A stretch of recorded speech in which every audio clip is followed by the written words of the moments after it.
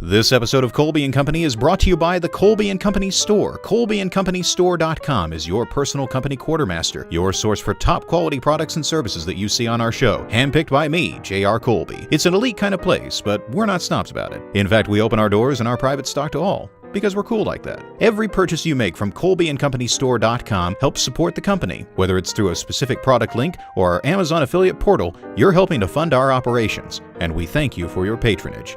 The Colby & Company Store, online at ColbyandCompanyStore.com. ColbyandCompanyStore.com.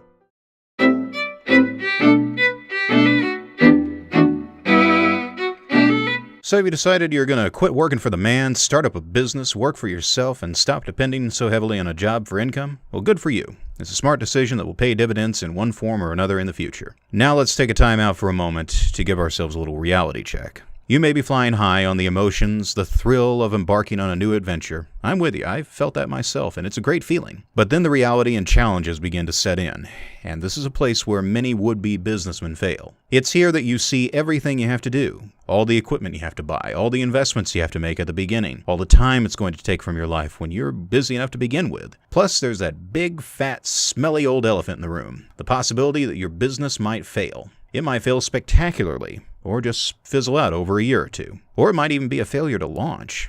Trust me, I've experienced all of these. Fizzling out and especially failure to launch are two of the most common failure scenarios I have encountered with others, as well as my own. Fear of failure can be overwhelmingly powerful in its effects on the human mind. Sometimes that fear can be so debilitating that we either sabotage ourselves by not pouring all of our energy, our hearts and souls into what we want to create, or we just give up before we even start. It can be scary. Failure is like rejection, and as humans, we are trained from a very young age to always avoid failure and rejection. Acceptance by others and avoiding failure are burned deep into our minds and hearts. And what does that get us? A life of mediocrity. An unremarkable life of mere existence, never taking chances, never risking even that which is most precious, never living up to our full potential.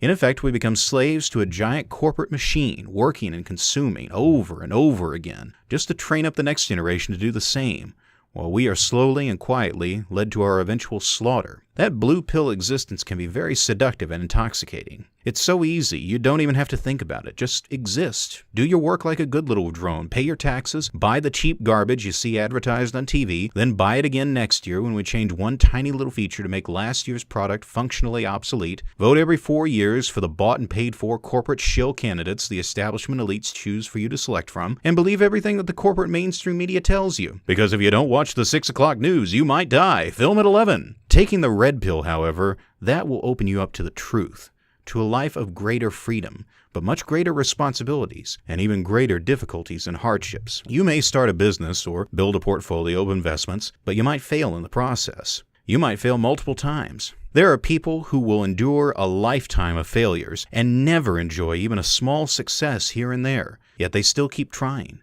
because they just can't stand the thought of a blue pill existence. Now mind you, if a blue pill life is what you want, then by all means go for it. Taking the red pill is not for everyone, and I respect your choice, even if I may not understand or agree. You will likely take a financial loss in your first few years. If you're lucky, you can write it off on your taxes, but that's something you need to talk about with your accountant or tax professional. You may not see the light at the end of the tunnel for years, maybe even decades. You might be an old man by the time you achieve that dream. If you do strike it rich, it may be at a time when you have more money than color in your hair, or when you have more money than you have actual hair. There will be many sleepless nights, long days, repeated moments where you wonder how you'll survive, how you'll get the bills paid on time, whether or not you'll be able to make payroll, how you're going to make it for the next few weeks, let alone the next few months or the next couple of years. You may experience brief success only to have it snatched away and find yourself neck-deep in failure, wondering if you'll ever be able to dig yourself out and start all over again. Oh, sure, you'll do everything you can to mitigate loss and manage your risk, but mitigating and managing are not the same as eliminating. And no one can completely eliminate risk. In spite of all of this, many entrepreneurial people go on to start businesses and build wealth for themselves. Some succeed, but many fail. Some get by.